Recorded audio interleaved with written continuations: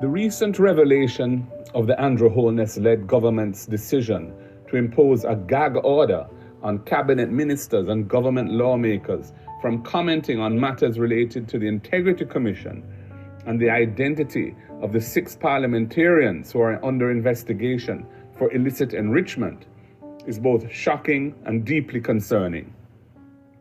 The notion of creating a so-called cabinet policy to shield ministers from speaking the truth and to evade accountability is a glaring attempt to obstruct transparency and to evade responsibility among elected officials to the Jamaican people. The excuse that this policy is intended to preserve the confidentiality of cabinet deliberations is a misdirection from its true intent. In reality, it seems to be a political maneuver to shield parliamentarians from being held to account for their actions and potential wrongdoings. This is not the kind of leadership and governance that Jamaicans deserve.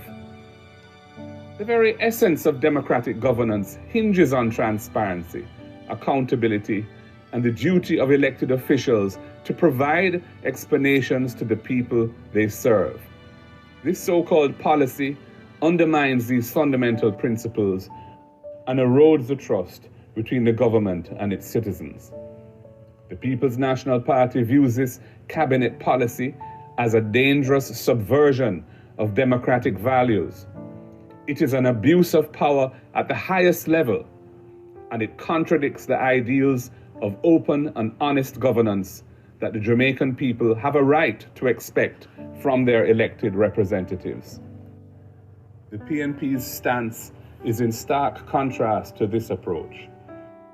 We have taken the responsible step of voluntarily disclosing the status of all our parliamentarians with regard to the investigation by the Integrity Commission. This demonstrates our commitment to transparency and accountability. Jamaica is watching closely, and it is evident that we are not the same. One side of the aisle will go to great lengths to deceive the Jamaican public, while the other side seeks to uphold the values that underpin a healthy and functioning democracy.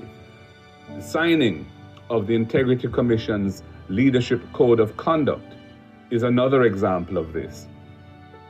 We call upon the government to reconsider their decision, to respect the principles of transparency and accountability, and to put the interests of the Jamaican people first.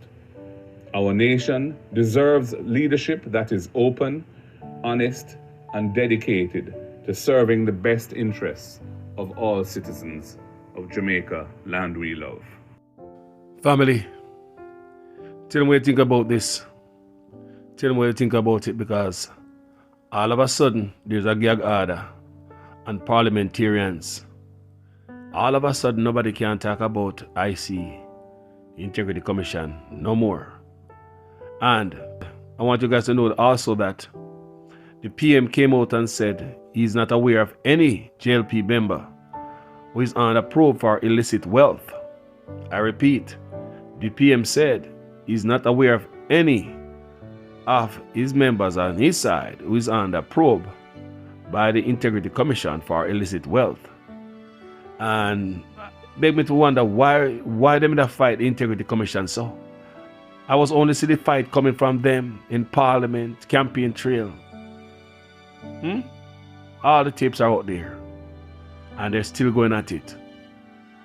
And even the last minute cover up right here, this gag order overnight, it seems, and the parliamentarians, all of a sudden they can't talk about it. Now that we hear the news about the 6, no, nobody must know who the 6 are, so hold on. Are we supposed to vote for them? No, seriously, like, I mean, I cover them and try to cover them up for we to vote for them, come grin up in our face, and I only sit down for my grandpicnic things. People, as usual, I am a student in the guys' class. Make sure your comments make sense in every sentence. People, tell me what I want to say. If this is your first time here and like the work, go and subscribe. Jamaican Carlos, I'm out.